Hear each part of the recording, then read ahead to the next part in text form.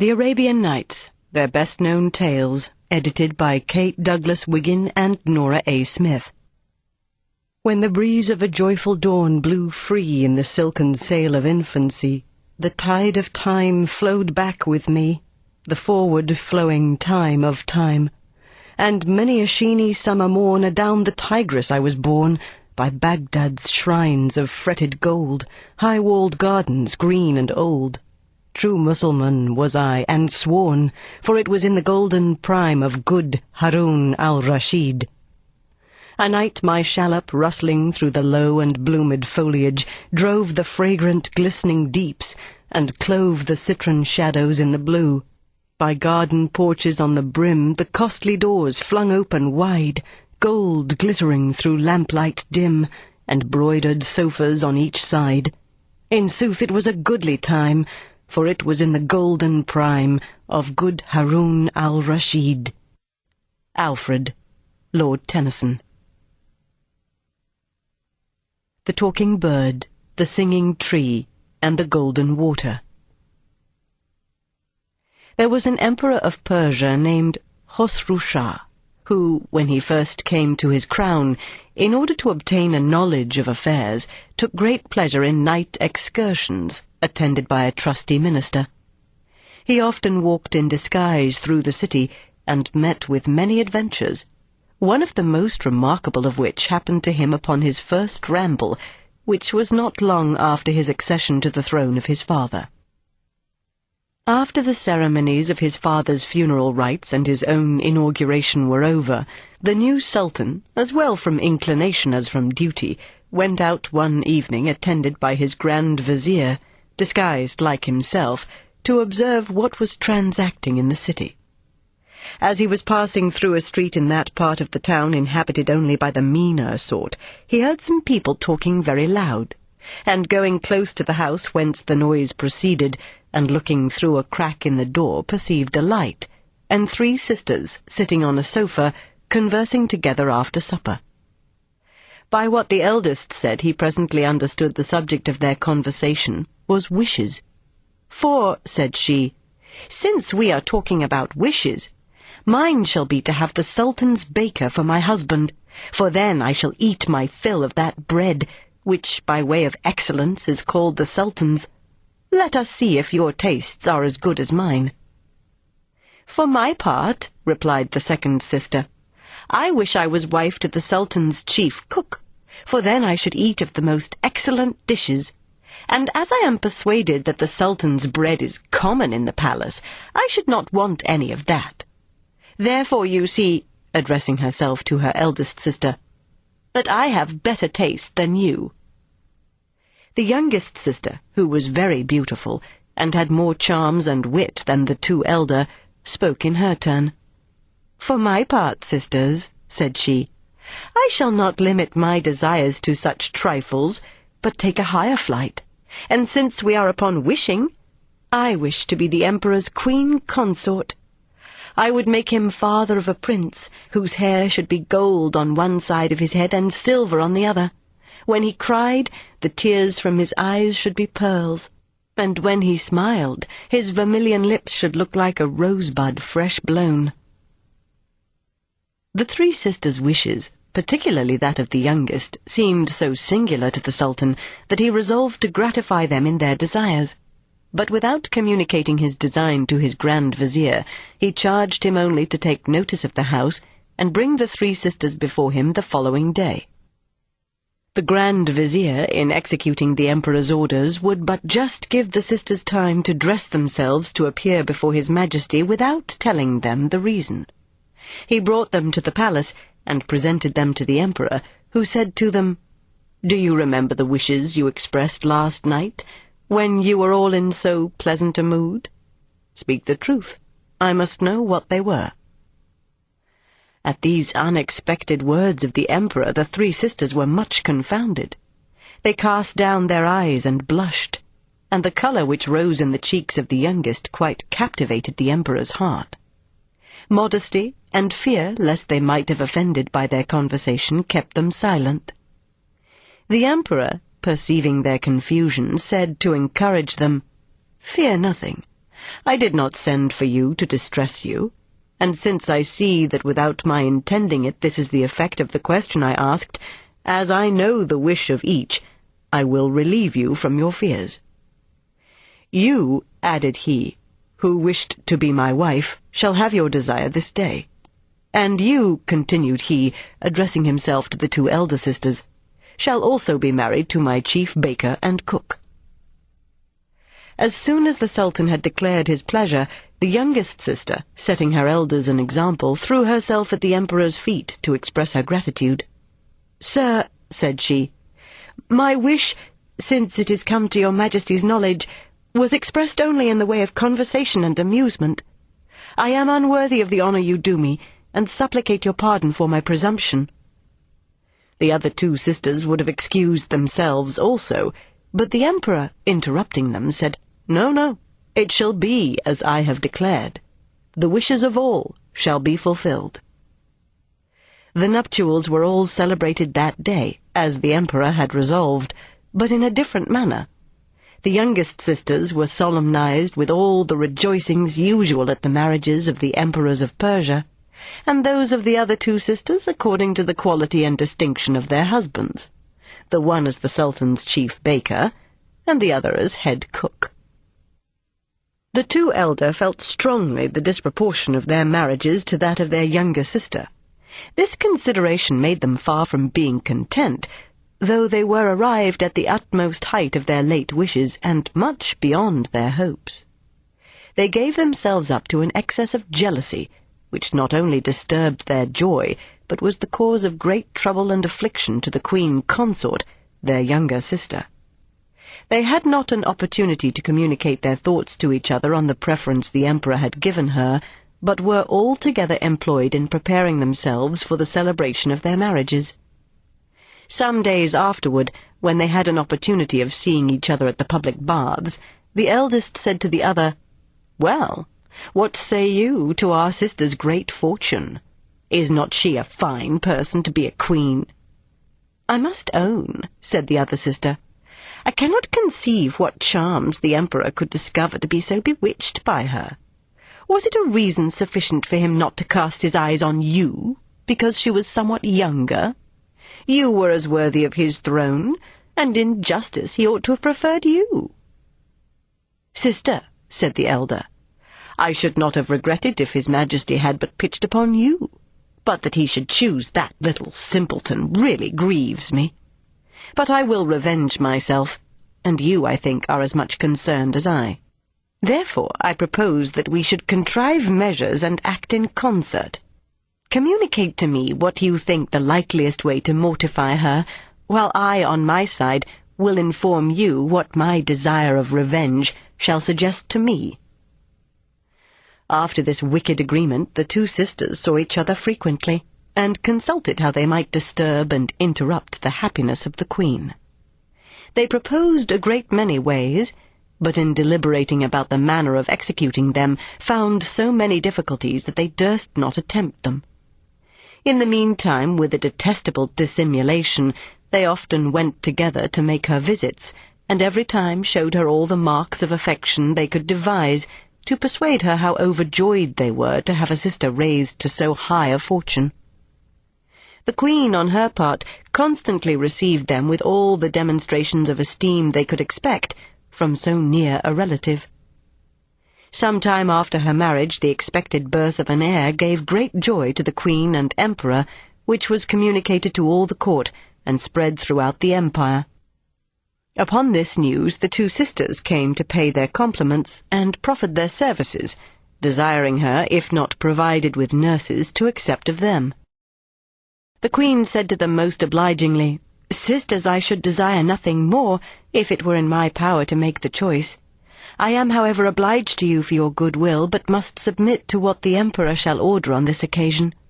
Let your husbands employ their friends to make interest, and get some courtier to ask this favour of his Majesty, and if he speaks to me about it, be assured that I shall not only express the pleasure he does me, but thank him for making choice of you." The two husbands applied themselves to some courtiers, their patrons, and begged of them to use their interest to procure their wives the honour they aspired to. those patrons exerted themselves so much in their behalf that the emperor promised them to consider of the matter, and was as good as his word. For in conversation with the queen, he told her that he thought her sisters were the most proper persons to be about her, but would not name them before he had asked her consent.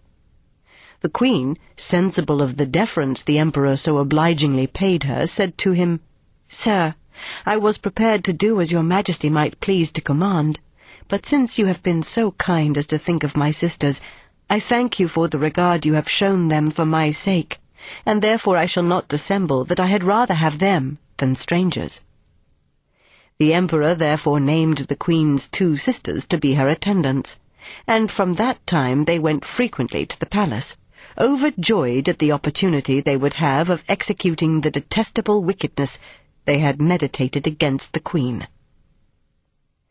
Shortly afterward a young prince, as bright as the day, was born to the queen, but neither his innocence nor beauty could move the cruel hearts of the merciless sisters. They wrapped him up carelessly in his cloths and put him into a basket, which they abandoned to the stream of a small canal that ran under the queen's apartment, and declared that she had given birth to a puppy. This dreadful intelligence was announced to the emperor, who became so angry at the circumstance that he was likely to have occasioned the queen's death, if his Grand Vizier had not represented to him that he could not, without injustice, make her answerable for the misfortune. In the meantime, the basket in which the little prince was exposed was carried by the stream beyond a wall which bounded the prospect of the queen's apartment, and from thence floated with the current down the gardens. By chance, the intendant of the emperor's gardens, one of the principal officers of the kingdom, was walking in the garden by the side of this canal, and perceiving a basket floating, called to a gardener who was not far off, to bring it to shore, that he might see what it contained. The gardener, with a rake which he had in his hand, drew the basket to the side of the canal, took it up, and gave it to him. The intendant of the gardens was extremely surprised to see in the basket a child, which, though he knew it could be but just born, had very fine features. This officer had been married several years, but though he had always been desirous of having children, heaven had never blessed him with any.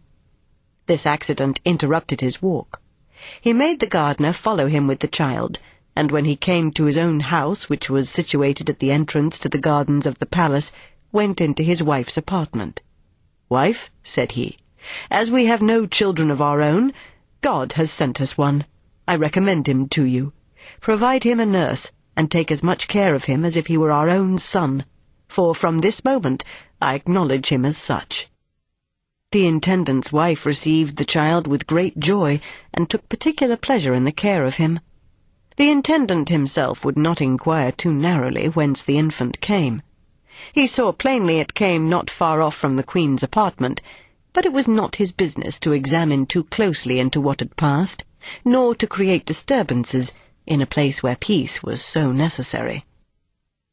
The following year another prince was born, on whom the unnatural sisters had no more compassion than on his brother, but exposed him likewise in a basket, and set him adrift in the canal, pretending this time that the sultana had given birth to a cat. It was happy also for this child that the intendant of the gardens was walking by the canal side, for he had it carried to his wife, and charged her to take as much care of it as of the former, which was as agreeable to her inclination as it was to his own. The Emperor of Persia was more enraged this time against the Queen than before, and she had felt the effects of his anger, if the Grand Vizier's remonstrances had not prevailed. The 3rd year the Queen gave birth to a princess, which innocent babe underwent the same fate as her brothers, for the 2 sisters, being determined not to desist from their detestable schemes till they had seen the Queen cast off and humbled, claimed that a log of wood had been born, and exposed this infant also on the canal. But the princess, as well as her brothers, was preserved from death by the compassion and charity of the intendant of the gardens. Khosrow Shah could no longer contain himself when he was informed of the new misfortune. He pronounced sentence of death upon the wretched queen, and ordered the Grand Vizier to see it executed. The Grand Vizier and the courtiers who were present cast themselves at the Emperor's feet to beg of him to revoke the sentence. "Your Majesty, I hope, will give me leave," said the Grand Vizier, "to represent to you that the laws which condemn persons to death were made to punish crimes. The 3 extraordinary misfortunes of the Queen are not crimes, for in what can she be said to have contributed toward them? Your Majesty may abstain from seeing her, but let her live. The affliction in which she will spend the rest of her life after the loss of your favour will be a punishment sufficiently distressing." The Emperor of Persia considered with himself, and reflecting that it was unjust to condemn the Queen to death for what had happened, said, "Let her live, then. I will spare her life, but it shall be on this condition, that she shall desire to die more than once every day. Let a wooden shed be built for her at the gate of the principal mosque, with iron bars to the windows, and let her be put into it in the coarsest habit, and every Mussulman that shall go into the mosque to prayers shall heap scorn upon her. If any one fail, I will have him exposed to the same punishment. And that I may be punctually obeyed, I charge you, Vizier, to appoint persons to see this done." The Emperor pronounced his sentence in such a tone that the Grand Vizier durst not further remonstrate, and it was executed to the great satisfaction of the 2 envious sisters. A shed was built, and the Queen, truly worthy of compassion, was put into it and exposed ignominiously to the contempt of the people, which usage she bore with a patient resignation that excited the compassion of those who were discriminating, and judged of things better than the vulgar. The 2 princes and the princess were in the meantime nursed and brought up by the intendant of the gardens and his wife with the tenderness of a father and mother, and as they advanced in age they all showed marks of superior dignity, which discovered itself every day by a certain air which could only belong to exalted birth. All this increased the affections of the intendant and his wife, who called the eldest prince Bahman, and the second Parviz, both of them names of the most ancient emperors of Persia, and the princess Parizade, which name also had been borne by several queens and princesses of the kingdom. As soon as the 2 princes were old enough, the intendant provided proper masters to teach them to read and write, and the princess, their sister, who was often with them, showing a great desire to learn, the intendant, pleased with her quickness, employed the same master to teach her also. Her vivacity and piercing wit made her in a little time as great a proficient as her brothers. From that time the brothers and sister had the same masters in geography, poetry, history, and even the secret sciences, and made so wonderful a progress that their tutors were amazed, and frankly owned that they could teach them nothing more. At the hours of recreation the princess learned to sing and play upon all sorts of instruments, and when the princes were learning to ride, she would not permit them to have that advantage over her, but went through all the exercises with them, learning to ride also, to bend the bow, and dart the reed or javelin, and oftentimes outdid them in the race and other contests of agility. The intendant of the gardens was so overjoyed to find his adopted children so accomplished in all the perfections of body and mind, and that they so well requited the expense he had been at in their education, that he resolved to be at a still greater.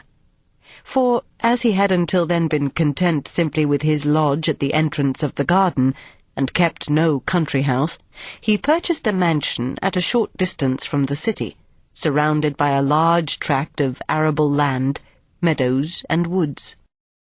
As the house was not sufficiently handsome nor convenient, he pulled it down, and spared no expense in building a more magnificent residence. He went every day to hasten by his presence the great number of workmen he employed, and as soon as there was an apartment ready to receive him, passed several days together there when his presence was not necessary at court. And by the same exertions the interior was furnished in the richest manner, in consonance with the magnificence of the edifice. Afterward he made gardens, according to a plan drawn by himself. He took in a large extent of ground, which he walled around and stocked with fallow deer, that the princes and princess might divert themselves with hunting when they chose. When this country seat was finished and fit for habitation, the intendant of the gardens went and cast himself at the emperor's feet, and after representing how long he had served, and the infirmities of age which he found growing upon him, begged that he might be permitted to resign his charge into his Majesty's disposal and retire. The emperor gave him leave, with the more pleasure because he was satisfied with his long services, both in his father's reign and his own, and when he granted it, asked what he should do to recompense him. "Sir," replied the intendant of the gardens, "I have received so many obligations from your Majesty and the late Emperor your father of happy memory, that I desire no more than the honor of dying in your favor." He took his leave of the emperor and retired with the two princes and the princess to the country retreat he had built. His wife had been dead some years, and he himself had not lived above 6 months with his charges before he was surprised by so sudden a death that he had not time to give them the least account of the manner in which he had discovered them. The princes Bahman and Parviz, and the princess Parizade, who knew no other father than the intendant of the emperor's gardens, regretted and bewailed him as such, and paid all the honors in his funeral obsequies which love and filial gratitude required of them. Satisfied with the plentiful fortune he had left them, they lived together in perfect union, free from the ambition of distinguishing themselves at court, or aspiring to places of honor and dignity, which they might easily have obtained. One day, when the two princes were hunting and the princess had remained at home, a religious old woman came to the gate, and desired leave to go in to say her prayers, it being then the hour. The servants asked the princess's permission, who ordered them to show her into the oratory, which the intendant of the emperor's gardens had taken care to fit up in his house, for want of a mosque in the neighborhood. She bade them also, after the good woman had finished her prayers, to show her the house and gardens, and then bring her to the hall. The old woman went into the oratory, said her prayers, and when she came out, 2 of the princess's women invited her to see the residence, which civility she accepted, followed them from one apartment to another, and observed, like a person who understood what belonged to furniture, the nice arrangement of everything. They conducted her also into the garden, the disposition of which she found so well planned that she admired it, observing that the person who had formed it must have been an excellent master of his art.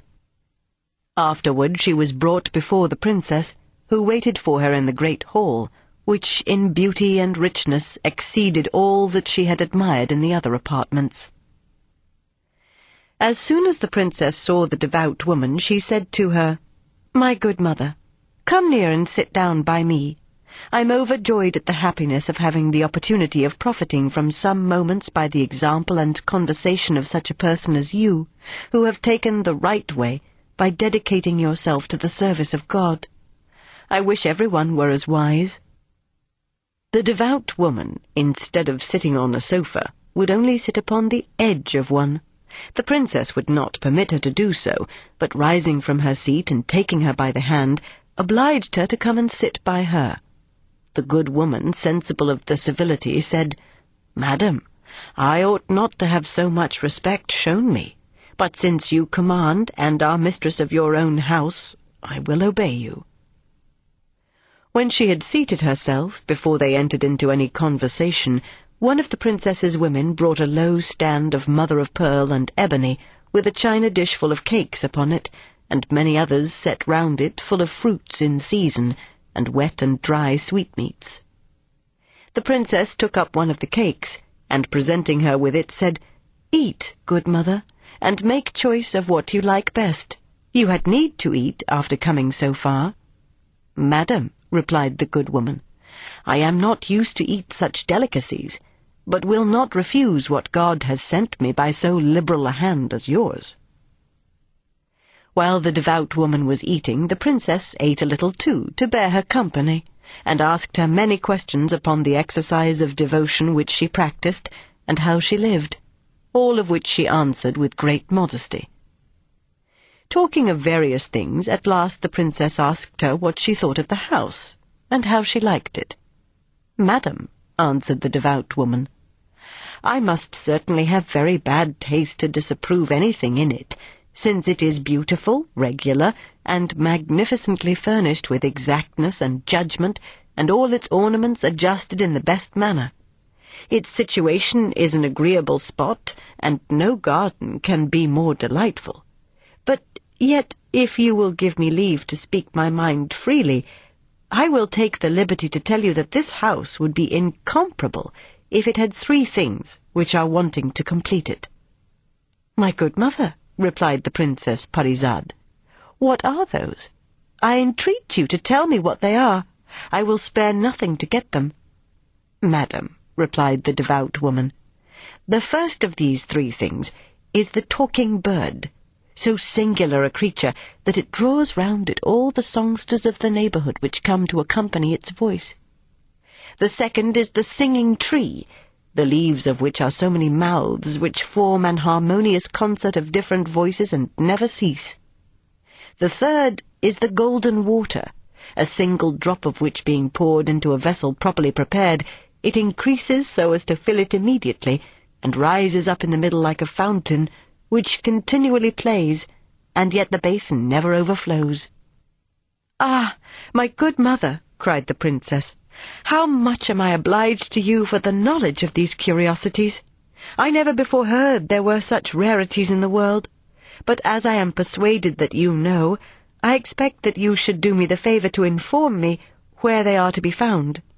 "Madam," replied the good woman, "I should be unworthy the hospitality you have shown me if I should refuse to satisfy your curiosity on that point, and am glad to have the honour to tell you that these curiosities are all to be met with in the same spot, on the confines of this kingdom, toward India.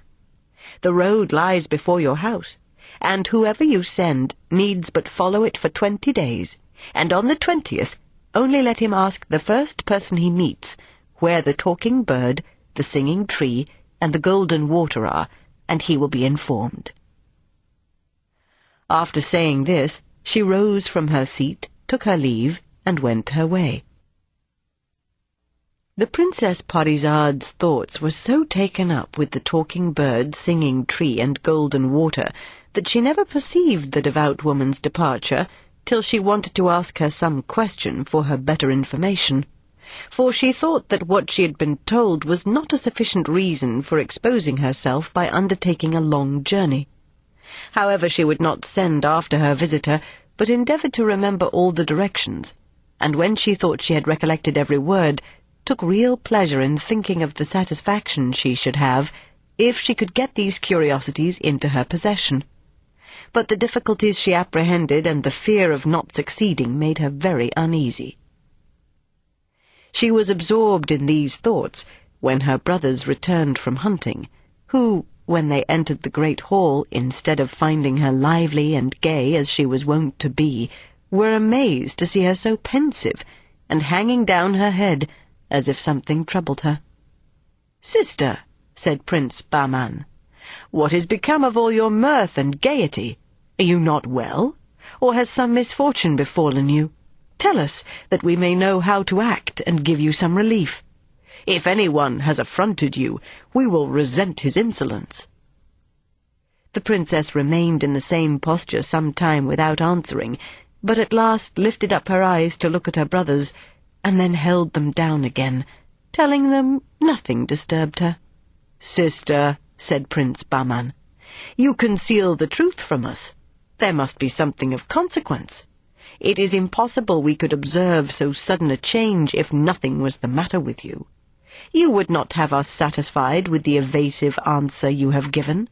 Do not conceal anything, unless you would have us suspect that you renounce the strict union which has hitherto subsisted between us." The princess, who had not the smallest intention to offend her brothers, would not suffer them to entertain such a thought, but said, "When I told you nothing disturbed me, I meant nothing that was of importance to you, but to me it is of some consequence. And since you press me to tell you by our strict union and friendship which are so dear to me, I will. You think, and I always believed so too, that this house was so complete that nothing was wanting. But this day I have learned that it lacks 3 rarities which would render it so perfect that no country seat in the world could be compared with it. These 3 things are the talking bird, the singing tree, and the golden water. After she had informed them wherein consisted the excellency of these rarities, "A devout woman," added she, "has made this discovery to me, told me the place where they are to be found, and the way thither. Perhaps you may imagine these things of little consequence, that without these additions our house will always be thought sufficiently elegant, and that we can do without them. You may think as you please, but I cannot help telling you that I am persuaded they are absolutely necessary, and I shall not be easy without them. Therefore, whether you value them or not, I desire you to consider what person you may think proper for me to send in search of the curiosities I have mentioned." "Sister," replied Prince Bahman, "nothing can concern you in which we have not an equal interest. It is enough that you desire these things to oblige us to take the same interest. But if you had not, we feel ourselves inclined of our own accord, and for our own individual satisfaction. I am persuaded my brother is of the same opinion, and therefore we ought to undertake this conquest, for the importance and singularity of the undertaking deserve that name. I will take the charge upon myself. Only tell me the place and the way to it, and I will defer my journey no longer than till tomorrow." "Brother," said Prince Parviz, "it is not proper that you, who are the head of our family, should be absent. I desire my sister should join with me to oblige you to abandon your design and allow me to undertake it. I hope to acquit myself as well as you, and it will be a more regular proceeding." "I am persuaded of your goodwill, brother," replied Prince Bahman, "and that you would succeed as well as myself in this journey. But I have resolved and will undertake it. You shall stay at home with our sister, and I need not recommend her to you." The next morning Bahman mounted his horse, and Parviz and the princess embraced and wished him a good journey. But in the midst of their adieus, the princess recollected what she had not thought of before. "Brother," said she, "I had quite forgotten the accidents which attend travellers. Who knows whether I shall ever see you again? Alight, I beseech you, and give up this journey. I would rather be deprived of the sight and possession of the talking bird, the singing tree, and the golden water, than run the risk of never seeing you more." "Sister," replied Bahman, smiling at her sudden fears, "my resolution is fixed. The accidents you speak of befall only those who are unfortunate, but there are more who are not so. However, as events are uncertain, and I may fail in this undertaking, all I can do is to leave you this knife." Bahman, pulling a knife from his vestband and presenting it to the princess in the sheath, said, "Take this knife, sister, and give yourself the trouble sometimes to pull it out of the sheath. While you see it clean as it is now, it will be a sign that I am alive. But if you find it stained with blood, then you may believe me dead, and indulge me with your prayers." The princess could obtain nothing more of Bahman. He bade adieu to her and Prince Parviz for the last time, and rode away. When he got into the road, he never turned to the right hand nor to the left, but went directly forward toward India. The 20th day he perceived on the roadside a hideous old man, who sat under a tree near a thatched house, which was his retreat from the weather. His eyebrows were as white as snow, as was also the hair of his head. His whiskers covered his mouth, and his beard and hair reached down to his feet. The nails of his hands and feet were grown to an extensive length, while a flat, broad umbrella covered his head. He had no clothes, but only a mat thrown round his body. This old man was a dervish for so many years retired from the world to give himself up entirely to the service of God, that at last he had become what we have described.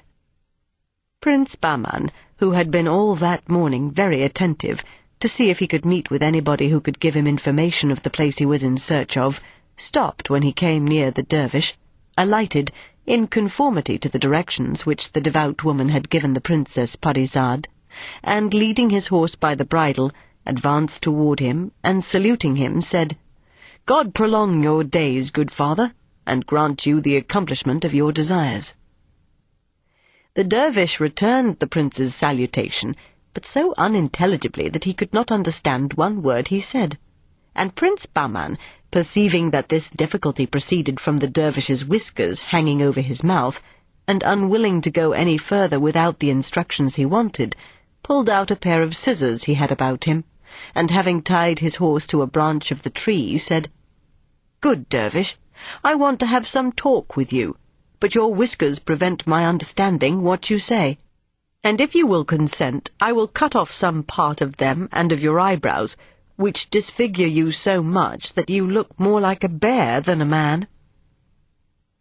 The dervish did not oppose the offer, and when the prince had cut off as much hair as he thought fit, he perceived that the dervish had a good complexion, and that he was not as old as he seemed. "Good dervish," said he, "if I had a glass I would show you how young you look. You are now a man, but before nobody could tell what you were." The kind behavior of Prince Bahman made the dervish smile and return his compliment.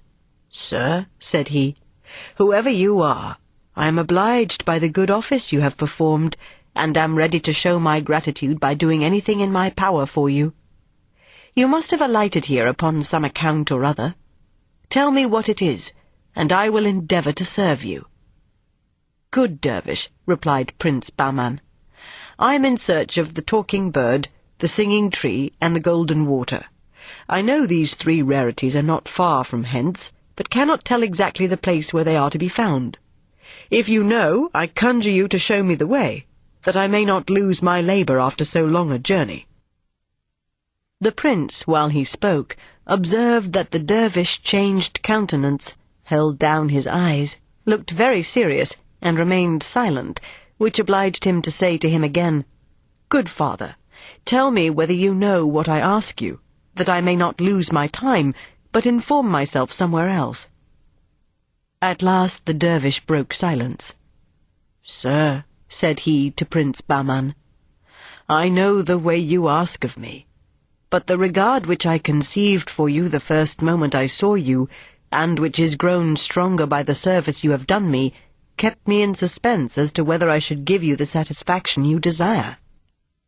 "What motive can hinder you?" replied the prince.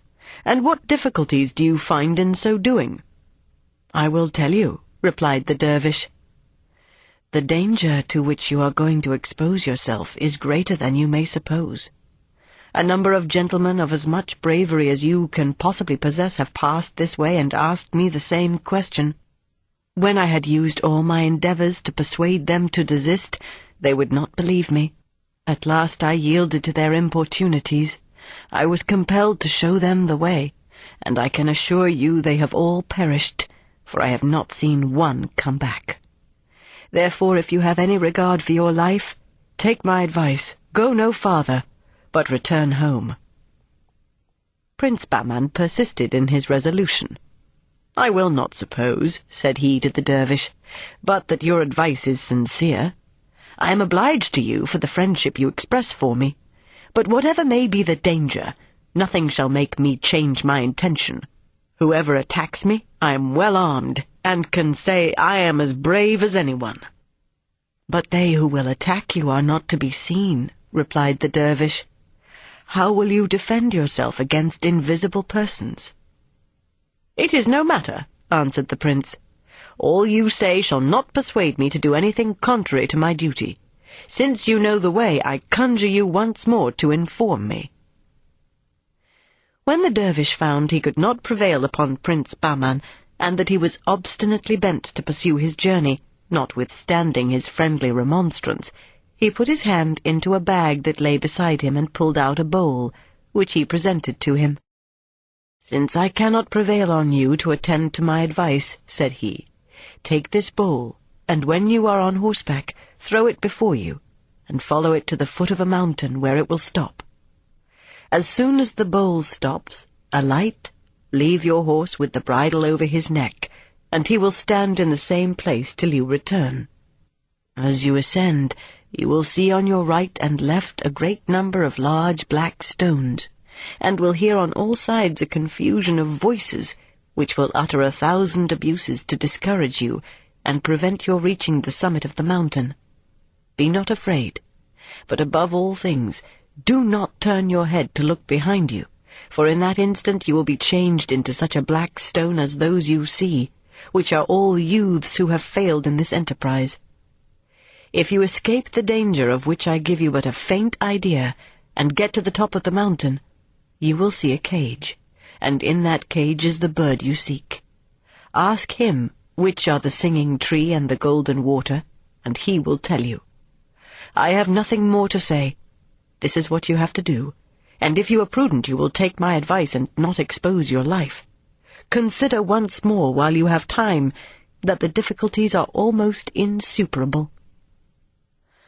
"I am obliged to you for your advice," replied Prince Bahman, after he had received the bowl, "but cannot follow it. However, I will endeavour to conform myself to that part of it which bids me not look behind me, and I hope to come and thank you when I have obtained what I am seeking." After these words, to which the dervish made no other answer than that he should be overjoyed to see him again, the prince mounted his horse, took leave of the dervish with a respectful salute, and threw the bowl before him. The bowl rolled away with as much swiftness as when Prince Bahman first hurled it from his hand, which obliged him to put his horse to the same pace to avoid losing sight of it, and when it had reached the foot of the mountain it stopped. The prince alighted from his horse, laid the bridle on his neck, and having first surveyed the mountain and seen the black stones, began to ascend, but had not gone 4 steps before he heard the voices mentioned by the dervish, though he could see nobody. Some said, "Where is that fool going? Where is he going? What would he have? Do not let him pass." Others, "Stop him! Catch him! Kill him!" And others with a voice like thunder, "Thief! Assassin! Murderer!" While some in a gibing tone cried, "No, do not hurt him. Let the pretty fellow pass. The cage and bird are kept for him." Notwithstanding all these troublesome voices, Prince Bahman ascended with resolution for some time, but the voices redoubled with so loud a din, both behind and before, that at last he was seized with dread. His legs trembled under him, he staggered, and finding that his strength failed him, he forgot the dervish's advice, turned about to run down the hill, and was that instant changed into a black stone, a metamorphosis which had happened to many before him who had attempted the ascent. His horse likewise underwent the same change. From the time of Prince Bahman's departure, the Princess Scheherazade always wore the knife and sheath in her girdle, and pulled it out several times in a day to know whether her brother was alive. She had the consolation to understand he was in perfect health, and to talk of him frequently with Prince Parviz. On the fatal day that Prince Bahman was transformed into a stone, as Prince Parviz and the princess were talking together in the evening, as usual, the prince desired his sister to pull out the knife to know how their brother did. The princess readily complied, and seeing the blood run down the point, was seized with so much horror that she threw it down. "Ah, my dear brother," cried she, "I have been the cause of your death, and shall never see you more. Why did I tell you of the talking bird, singing tree, and golden water? Or rather, of what importance was it to me to know whether the devout woman thought this house ugly or handsome or complete or not? I wish to heaven she had never addressed herself to me."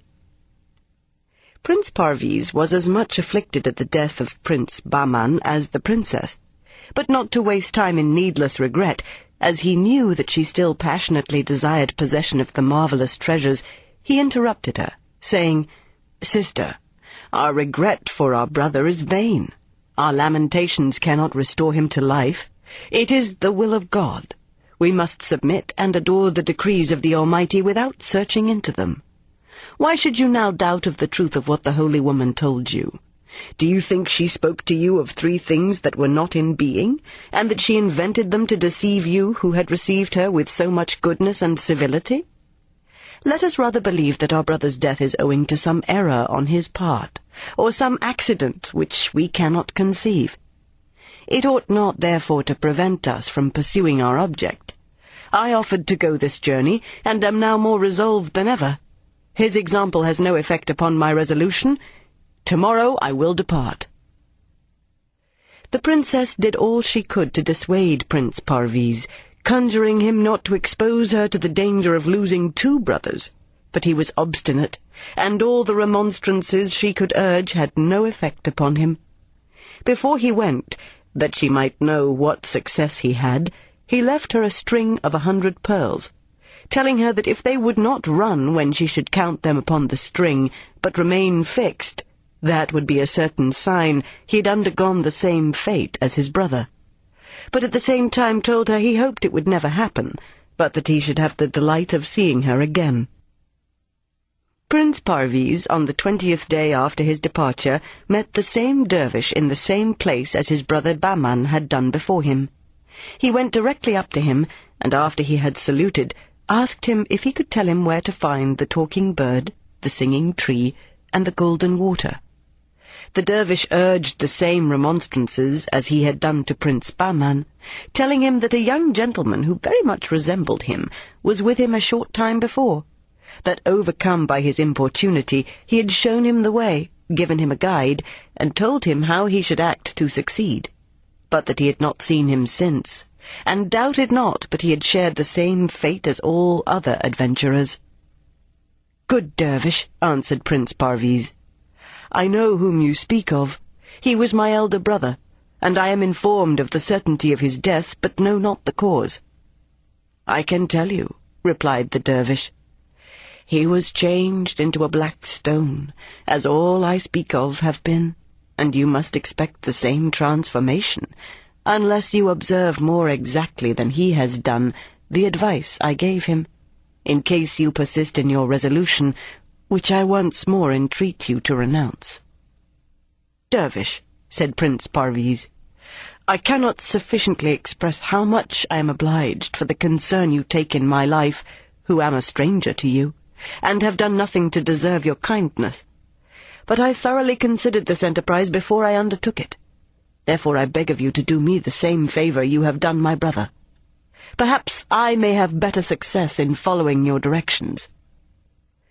"Since I cannot prevail with you," said the dervish, "to give up your obstinate resolution, if my age did not prevent me, and I could stand, I would get up to reach you a bowl I have here, which will show you the way." Without giving the dervish time to say more, the prince alighted from his horse and went to the dervish, who had taken a bowl out of his bag, in which he had a great many, and gave it him, with the same directions he had given Prince Bahman, and after warning him not to be discouraged by the voices he should hear, however threatening they might be, but to continue his way up the hill till he saw the cage and bird, he let him depart. Prince Parviz thanked the dervish, and when he had remounted and taken leave, threw the bowl before his horse, and spurring him at the same time, followed it. When the bowl came to the bottom of the hill, it stopped. The prince alighted, and stood some time to recollect the dervish's directions. He encouraged himself, and began to walk up with a resolution to reach the summit, but before he had gone above 6 steps, he heard a voice, which seemed to be near, as of a man behind him, say in an insulting tone, "Stay, rash youth, that I may punish you for your presumption." Upon this affront, the prince, forgetting the dervish's advice, clapped his hand upon his sword, drew it, and turned about to revenge himself, but had scarcely time to see that nobody followed him before he and his horse were changed into black stones. In the meantime, the Princess Parizade, several times a day after her brother's departure, counted her chaplet. She did not omit it at night, but when she went to bed, put it about her neck, and in the morning, when she awoke, counted over the pearls again to see if they would slide. The day that Prince Parviz was transformed into a stone, she was counting over the pearls as she used to do, when all at once they became immovably fixed, a certain token that the prince, her brother, was dead. As she had determined what to do in case it should so happen, she lost no time in outward demonstrations of grief, which she concealed as much as possible, but having disguised herself in man's apparel, she mounted her horse the next morning, armed and equipped, having told her servants she should return in 2 or 3 days, and took the same road that her brothers had done. The princess, who had been used to ride on horseback in hunting, supported the fatigue of so long a journey better than most ladies could have done, and as she made the same stages as her brothers, she also met with the dervish on the 20th day. When she came near him, she alighted from her horse, leading him by the bridle, went and sat down by the dervish, and after she had saluted him, said, "Good dervish, give me leave to rest myself, and do me the favour to tell me if you have not heard that there are somewhere in this neighbourhood a talking bird, a singing tree, and golden water." "Princess," answered the dervish, "for so I must call you, since by your voice I know you to be a woman disguised in man's apparel. I know the place well where these things are to be found. But what makes you ask me this question?" "Good dervish," replied the princess, "I have had such a flattering relation of them given me that I have a great desire to possess them." "Madam," replied the dervish, "you have been told the truth. These curiosities are more singular than they have been represented, but you have not been made acquainted with the difficulties which must be surmounted in order to obtain them. If you had been fully informed of these, you would not have undertaken so dangerous an enterprise. Take my advice. Return, and do not urge me to contribute toward your ruin."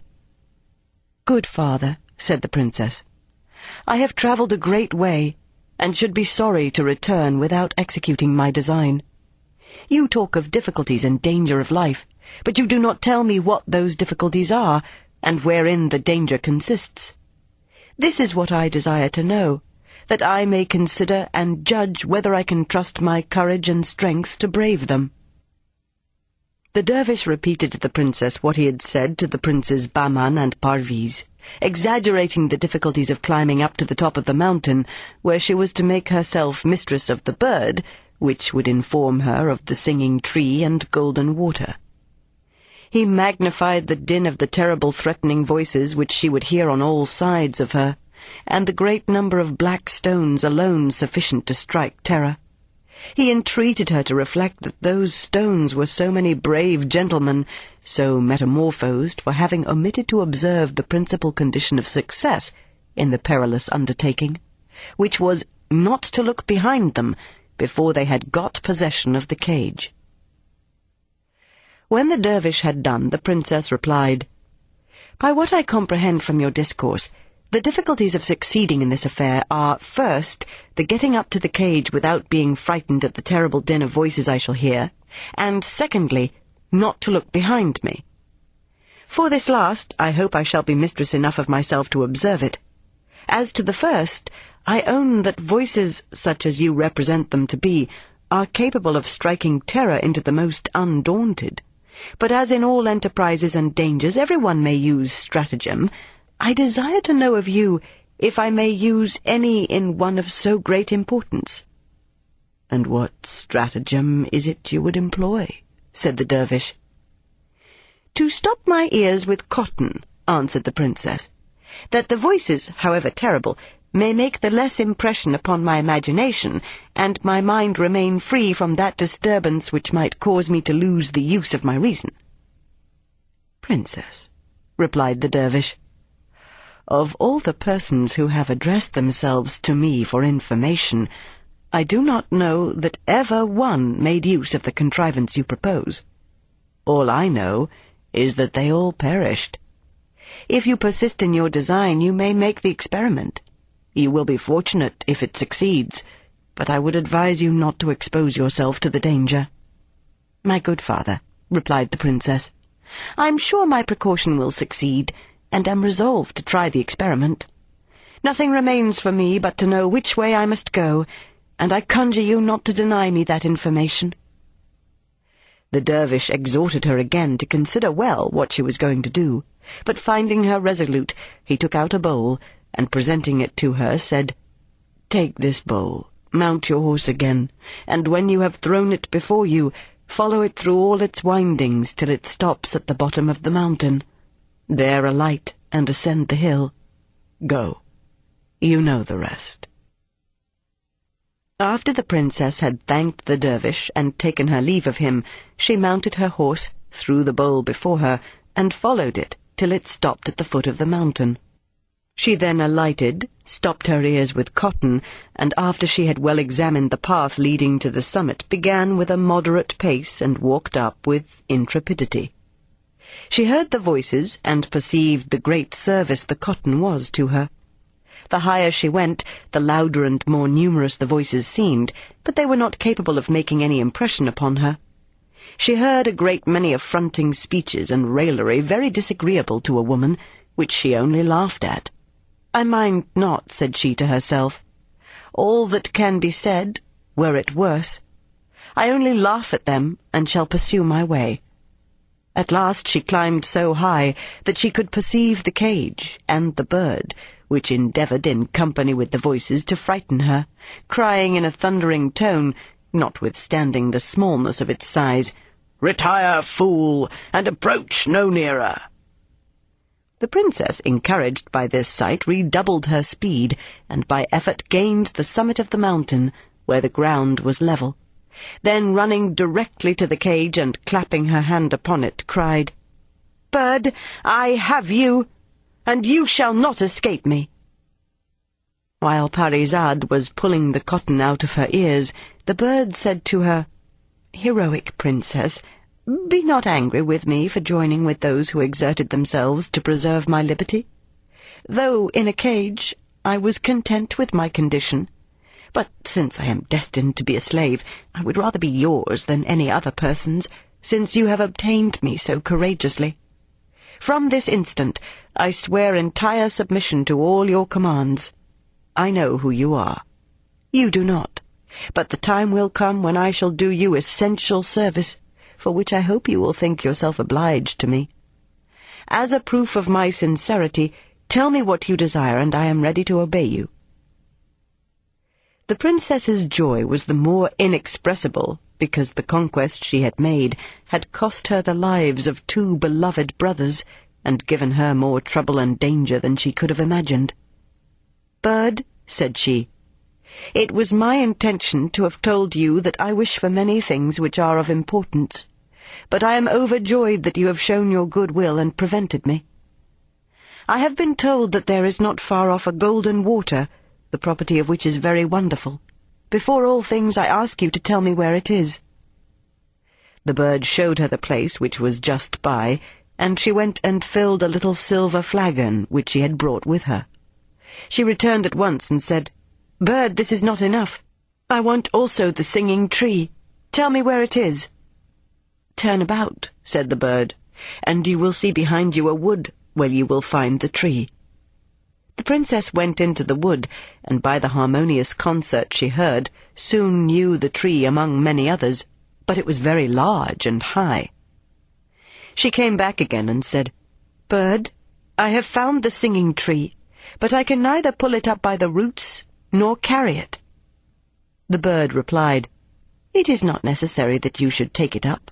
It will be sufficient to break off a branch and carry it to plant in your garden. It will take root as soon as it is put into the earth, and in a little time will grow to as fine a tree as that you have seen." When the princess had obtained possession of the 3 things for which she had conceived so great a desire, she said again, "Bird, what you have yet done for me is not sufficient. You have been the cause of the death of my 2 brothers, who must be among the black stones I saw as I ascended the mountain. I wish to take the princess home with me." The bird seemed reluctant to satisfy the princess in this point, and indeed made some difficulty to comply. "Bird," said the princess, "remember you told me that you were my slave. You are so, and your life is in my disposal.